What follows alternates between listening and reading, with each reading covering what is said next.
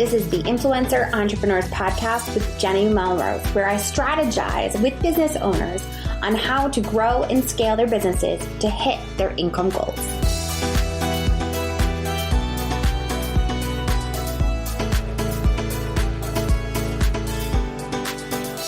This is episode 166 of the Influencer Entrepreneurs Podcast with Jenny Melrose. Today, we're going to be diving into how to know your worth with Letitia Frye. And as you can hear, my voice is definitely very scratchy, and it is going to be in for the interview as well. But I am very proud to say that this scratchy voice came from screaming at the basketball game last night for my oldest daughter. I am the coach, as some of you probably know from Instagram stories, and we won our second round in playoffs. So we play in the championship game. So this voice is not likely to recover anytime quickly until after we win the game on Saturday.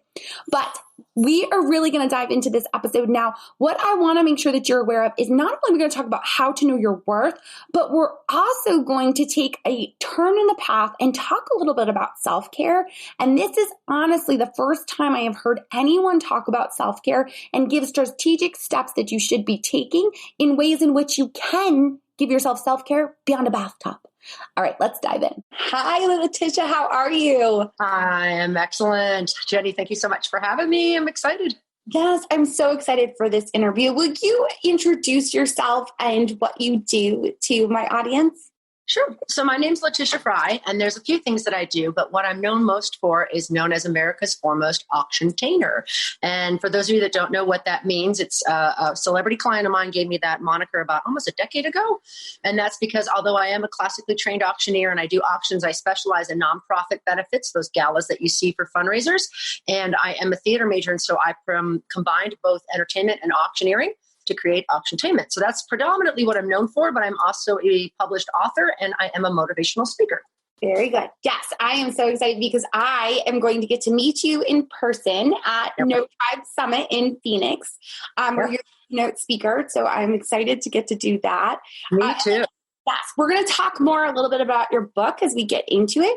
I really loved what I have heard and what I've seen online from your website, where you talk a lot about knowing your worth. And I feel like my listeners, as women, we just struggle with that.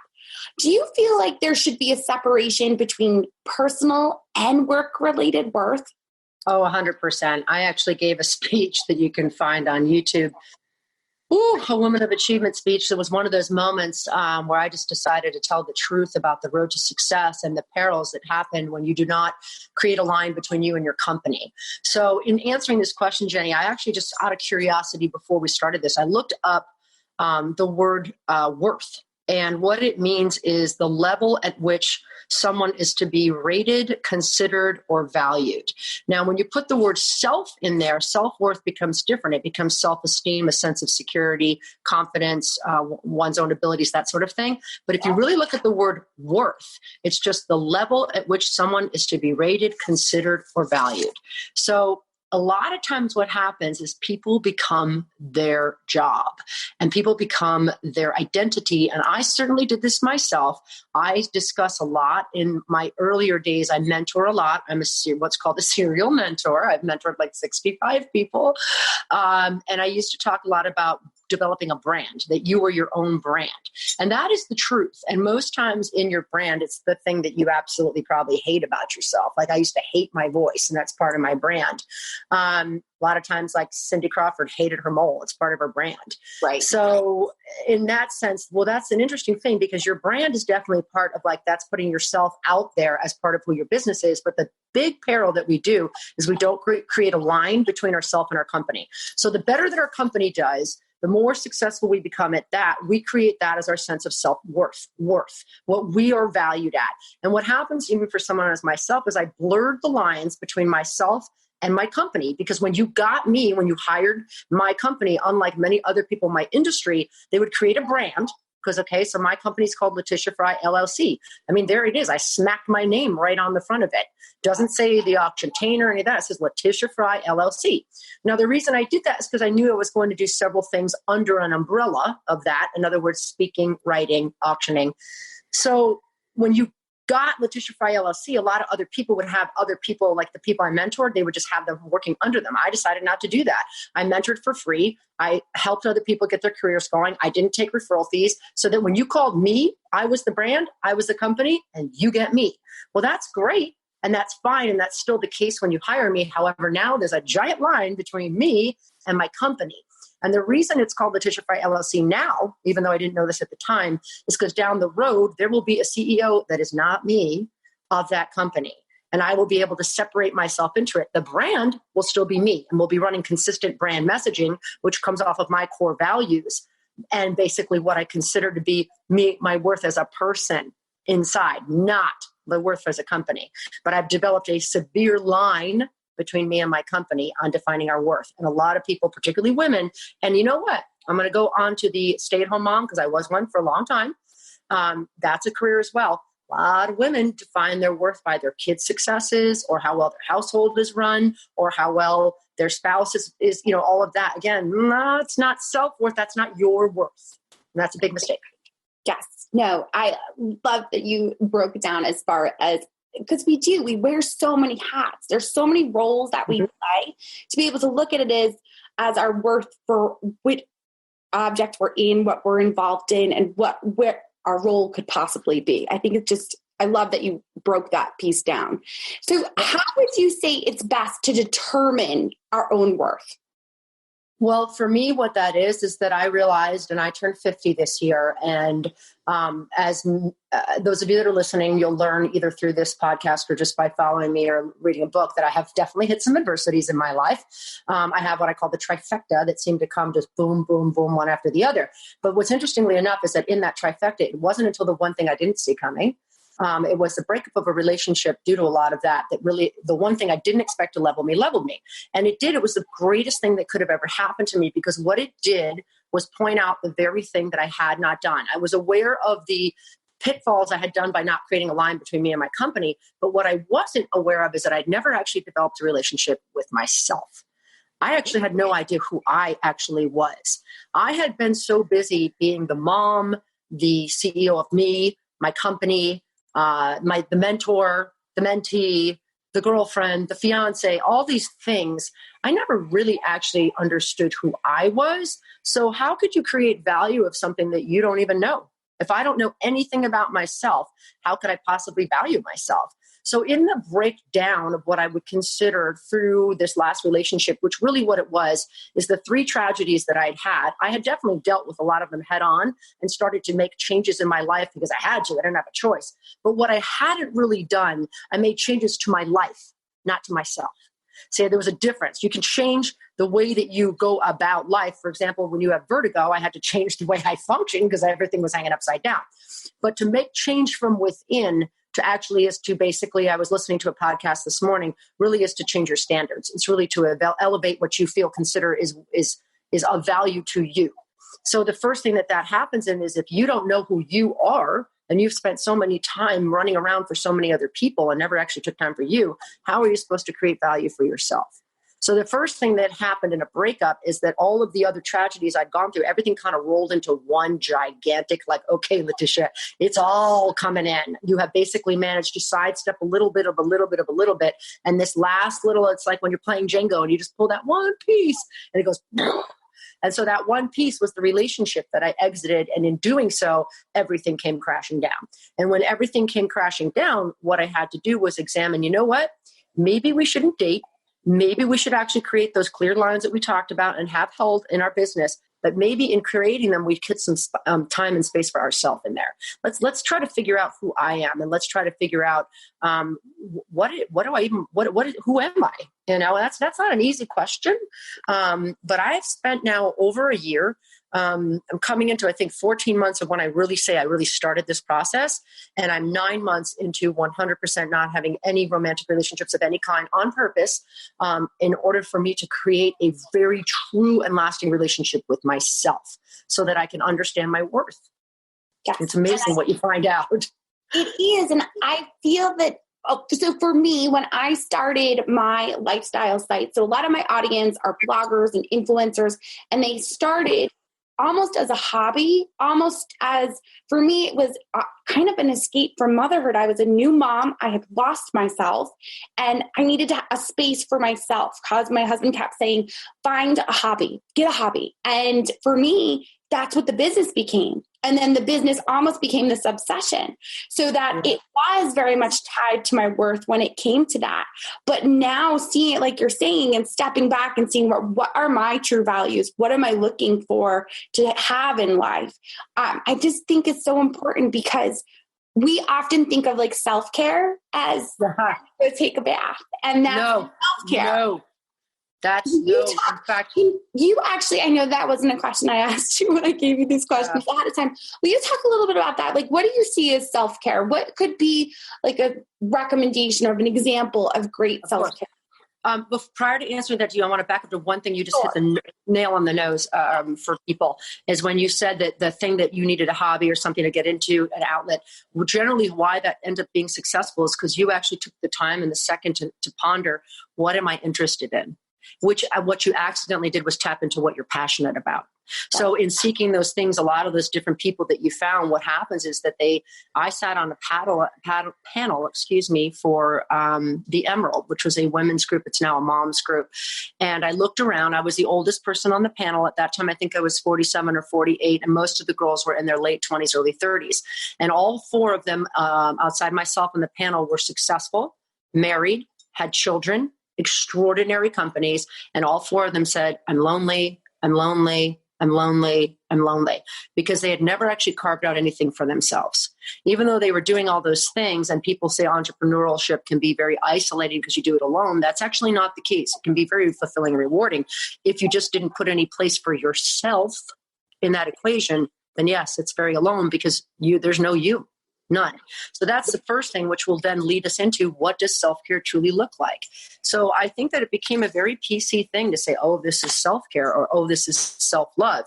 That's not a day at the spa. It's not getting a pedicure. Those are treats. Those are wonderful things. Self-care, for me, a true example of it was to examine that in a high-paced career like myself and being off and on planes continuously, I was taking Ambien CR a lot to sleep.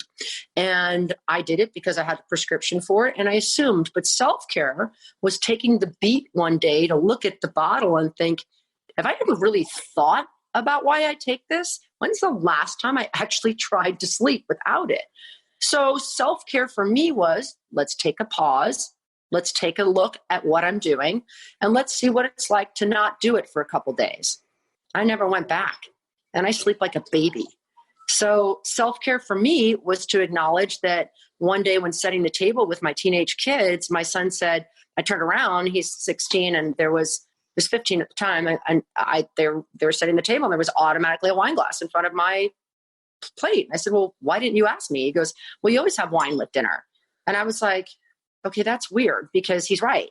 And so then I had to stop and think about it. There's nothing wrong with that. But for what I'm trying to do and for where I'm trying to be and where I'm trying to get ahead, and as a single parent of two kids whose father is no longer alive, do I really want that? So self-care for me is self-examination.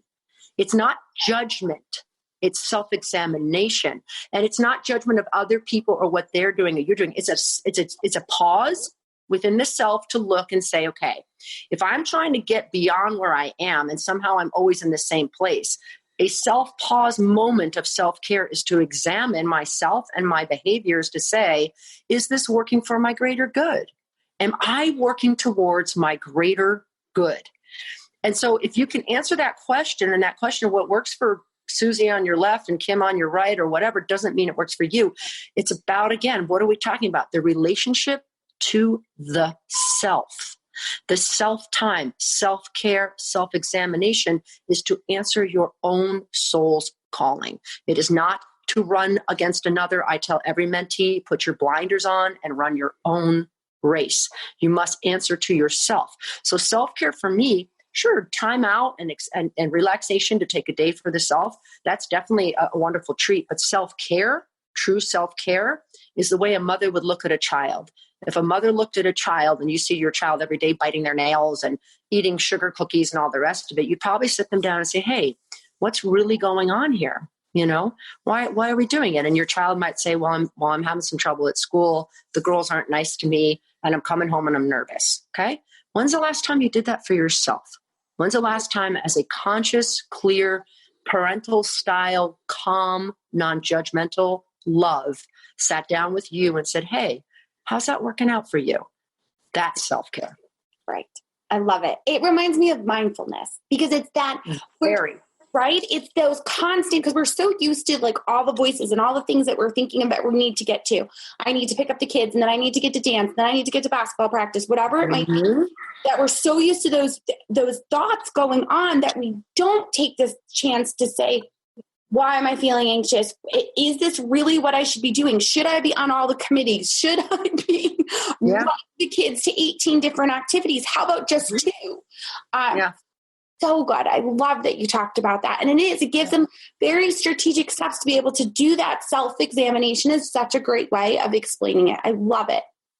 It is. And one of the things too, when I talked about a line between you and your company and what it meant for me is that I used to run a pace. Michael Jordan would be envious of the pace I kept. I really superhuman. And that's fine and good. That's who I am. That's what I was like as a little kid. That's just in my DNA. But for me, when I finally figured out that I never need an alarm, I just wake up. Doesn't matter. If I'm in another state and I got to be up at 2 a.m., I'm up at 1:50. It's like I've got it built into my head. So I started just kind of built into my head that maybe 30 minutes prior to having to get up, because I even have a small, I only drink decaf, but decaf will do it for me. I have a small Nespresso machine next to my bed. I like just roll over, boom. And I would just fly out of bed and go.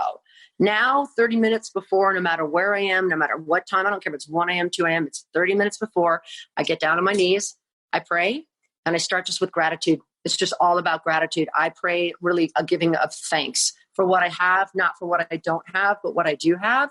Then I say prayers for people that are struggling or perhaps sick or whatnot. And then I say prayers for myself and my children, but I just calm it down. I ease into it. I pick very calming music and I really take this time. I do a little journaling and it doesn't matter if I've got a flight I'm catching, 15 meetings, I ease into the day. Ease.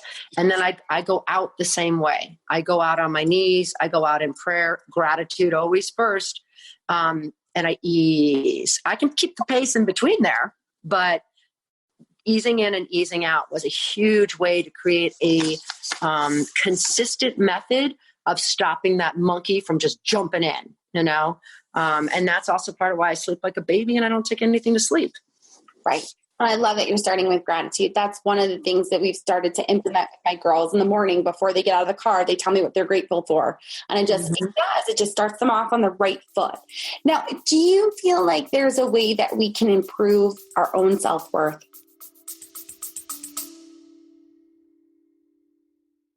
Whether you're a seasoned podcaster or just thinking of starting a podcast, you need to listen to Buzzcast from the folks at Buzzsprout. Here we go! Buzzcast covers everything a podcaster should know, from marketing strategies and how to make money from your podcast to the latest and greatest tech and industry insights to keep you on the cutting edge. Follow Buzzcast by clicking the link in the description or go to buzzcast.buzzsprout.com and keep podcasting.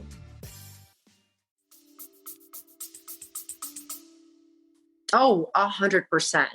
So there's a couple ways to do this, but there's one that I am extremely bent on. One of the things that I just touched on just lightly, I just want to tell you that time for myself, that ease in, that ease out, that just allow self-awareness and like that sitting in brings about a sense of self-worth. I find that when you find one area of your life that you start taking care of yourself in, all of a sudden you're doing it in other areas. So a lot of the girls, I've mentored men too, but and this is true of the men. I'll be mentoring them towards the career of their dreams, and suddenly they've lost 50 pounds. I'm like, I've never told anybody that. But what happens is that when they start to implement one area of their life where that igniting of life and feeling of joy and passion comes in, it tends to spill over. So for me, how do you ignite it? For me, the answer is simple: give back. So I discovered a long time ago that I started to, in my business of auctioning and being an auctiontainer, one of the things that I do is the same thing. Go back to entertainment. What does an actor and actress do when they study a role? Well, if they're going to be, one of the guys studying, I don't know, military guys that might go train with SEALs. I know that recently, when the movie came out with Christian Bale, I actually happen to know Bob and Pat Bondurant. He went to race school here. So whatever that is. So for me, if I'm going to go do an event for Haiti and it involves orphans, I go to Haiti.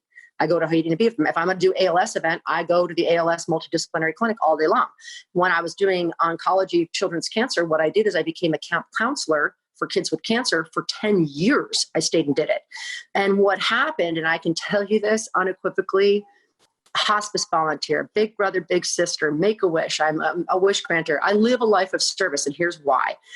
In the times and the trifecta that we'll discuss in a minute of 3 things that came in and leveled me in my life, when you're down to absolutely nothing, I mean, literally like you just are thinking, this is it, we're done.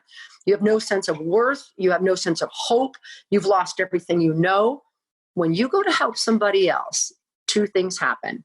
I'll walk in and I'll see a little girl with no hair and she has acute lymphoblastic leukemia and she's in chemo. She got the best attitude, so much fun. And I'm playing ball with her. We're having fun. And she looks up with me with her big eyes and says, thank you. You really made my day. It's like a little barometer goes whoop, and your sense of self-worth, because you go, wow, that person just looked at me, saw me, and thanked me and told me I mattered. Giving back brings about such a sense of your own self-worth. Now, the second part of that is when you go in to help a homeless individual, when you go in to help an ALS patient, when you go in to help a child with cancer, I'm pretty sure whatever you're facing, you might just think you don't have it that bad. And that is another way to build self-worth, the sense of self-pity, the monkey in the mind, the ability not only, and this is something important, this goes back to self-awareness, things that happen around you or to you. So in other words, anything that I endured or even my breakup, yeah, they're very, very difficult, but I can choose how I experience it. I can choose whether I see that as something that was life ending or something that was life beginning. My experience of it is up to me, and that includes pain. So part of learning to give back in that you can see a situation is you can see it as hopeless, but if you go to give back to someone and you go, wow, that person has no legs and no hands and they're 20 years old, you might go, maybe I'm not in as bad a situation as I am. So what happens with that is you shift perspective. And when you shift perspective, right, again, that little barometer goes whoop, and up comes that sense of value. So giving back is a wonderful, and for me, what I did is I didn't even mean to find this. I found it by mistake. I made going up and volunteering for my clients part of my business model. So when I was like literally down to my worst, I still had to work to make money. So part of my work is go show up. So I went and started showing up around these people. And I mean, if you have ALS, you're dying. You're dying. It's 100% fatality rate. There's no way around it. Sorry, you're dying. So when you're around someone that 100% unequivocally knows they're dying and you just think you're dying, you will suddenly get, and this person's got the best attitude in the world. Sense self-worth, through the roof, right? Through the roof. And that's such a manageable thing to be able to put into our lives instead of doing 15 different things that we're already doing, making time to be able to do some service. Yeah. And that's so important because I always tell people, you don't wait till suddenly you've lost your leg to cancer to be like, I think I'll start helping the Girl Scouts. That's not how that works. You might just right now notice there might be an elderly person in your neighborhood that like once a week could use some help getting the groceries, or you might notice that, hey, I'm really passionate about reading. And I understand that down at the inner city school, they could use someone to read at the library once a week or once a month or once a quarter. It doesn't matter. It's just somewhere. And the reason that volunteering is really hard, people go, well, I need a fingerprint clearance card and I need a background check. Well, that's because they don't want you to quit on these people. If you're in this situation where you have cancer, the last thing you need is someone to say, well, I just don't feel like getting out of bed today. That's not fair. So they hold you accountable. But guess what that does? That makes you have to get yourself up and out and show up for somebody else. And if you can get up, out and show up for somebody else, then guess what you can show up for? Yourself. Right. Because the biggest person we quit on is ourselves. Hands down. Absolutely true. So now you have a book coming out in July called No Reserve. What are the key takeaways we'll gain from the book? Okay. So just so you know, or my publisher will kill me because Sound Wisdom Publishing is my publisher. You can actually order it now. Oh, we were going to do that for sure. I was going to say, I just have to say this because I'm learning. You'll learn about publishing. that if it's on Amazon and Barnes & Noble online, that just means you'll be delivered in July, but it comes out on all the shelves in July. Biggest takeaway I want to give you on this book is I wrote the book I needed to read. That is hands down the truth.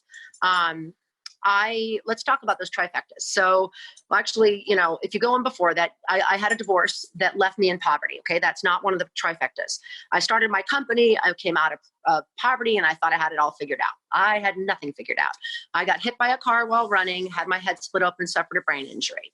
8 months later, the father of my children shot himself and left me and the kids without any sort of, he died penniless after some very poor decisions. Fell in love, blended families, and then what would have been my stepson died by suicide. These things leveled, just leveled one after the other. Boom, boom, boom. And in that whole time, beginning from the divorce, I was writing a book. What I didn't know is that I kept wondering, gosh, I finished that book. I wonder why it's not being published because, oh, look, something else happened. And I'd go back and I'd learn some more. So I wrote the book I needed to read. And ultimately, as an auctioneer, I gave it an auction term, no reserve. A reserve is something you place when you're going to sell something and you're like, well, I'm not going to take under, $500 for this piece of artwork. Then the reserve is $500. The question is what reserves you're putting on your life. In other words, I really do want to be in a successful relationship, but I'll just wait to leave this really unhealthy one till I meet the other person. That's a reserve. It's basically a wonderful story I heard. I run like 60 miles a week and I run listening to motivational speeches, podcasts, and sermons. So, which is not always the case. I didn't used to do that. I learned to use my time more efficiently.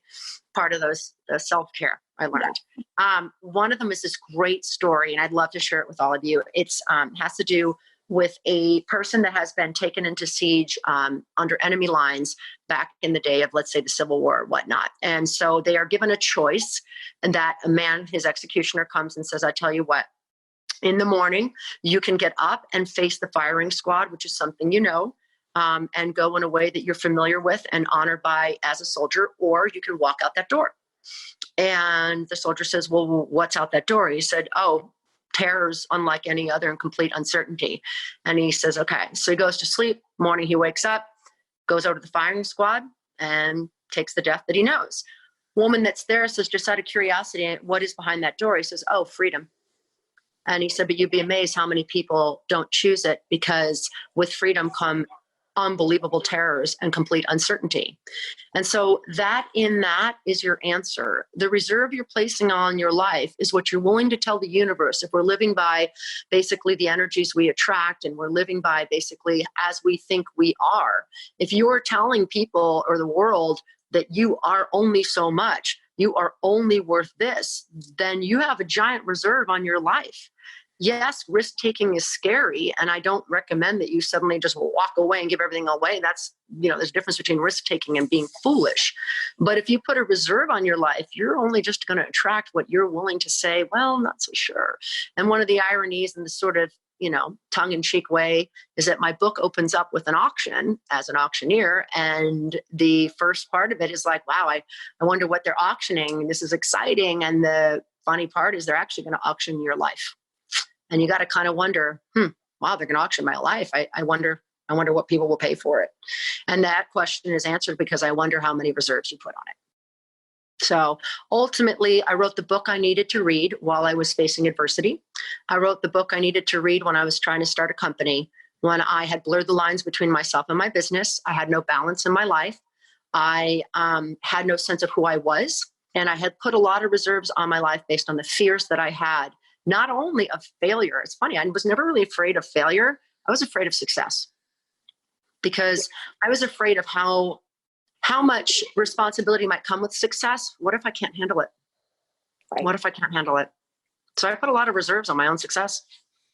I love the story. I'm so glad that you shared that with us, because that whole unknown, it is fear and uncertainty. Terrifying. Yes. And it does. It holds a lot of people back. So I appreciate you telling that story.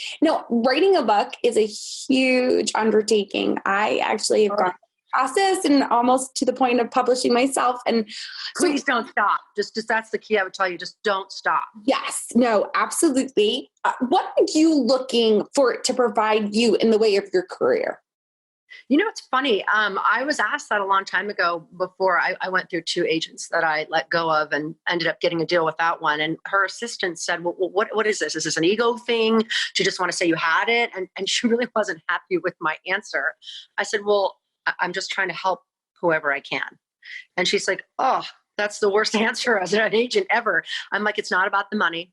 It's not about raising a speaking fee. It's not about even really selling a book. If one woman or man, because my book's for either, doesn't have to have all the pain, all the incredible tragedy that I had, if there's just one person, then this was worth it. And people always tell me, like my mentees, when I started out auctioning, I started out for $100 a day. They start at like $3,500. And someone asked me once, are you doing them a disservice by allowing them to start so much higher? And I said, no, not at all. I said, it's life. There are going to be plenty of setbacks. There are going to be plenty of challenges.